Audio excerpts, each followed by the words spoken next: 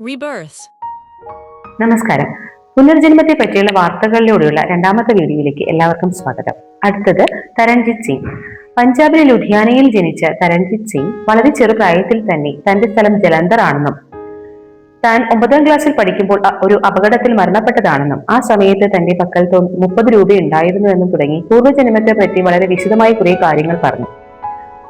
ഇത് 1992 കാലയളവിൽ നടന്ന സംഭവമാണ്. ഇത് ആ സമയത്തുള്ള പേപ്പറുകളിൽ പ്രസിദ്ധീകരിക്കപ്പെട്ടു.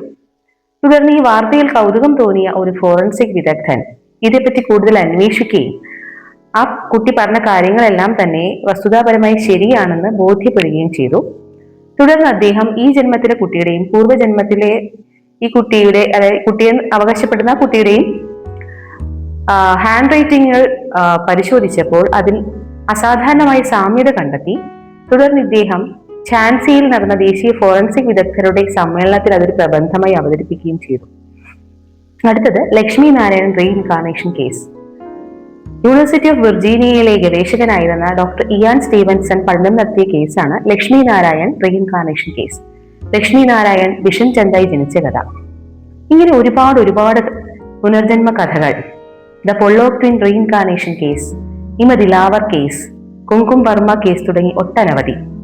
Doctor Ian Stevenson university of വിർജീനിയയിലെ ഗവേഷകനായിരുന്നു.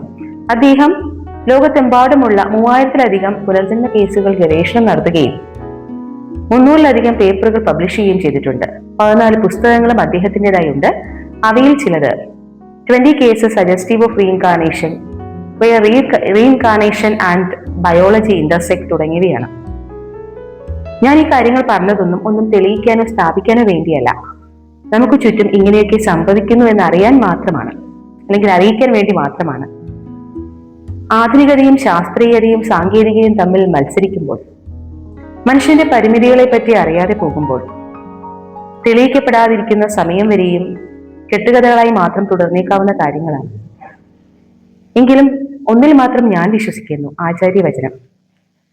പ്രത്യക്ഷം ഹി അല്പം അനൽപം അപ്രത്യക്ഷം, ലോകാ സമസ്ത സുഖിനോ ഭവന്തു.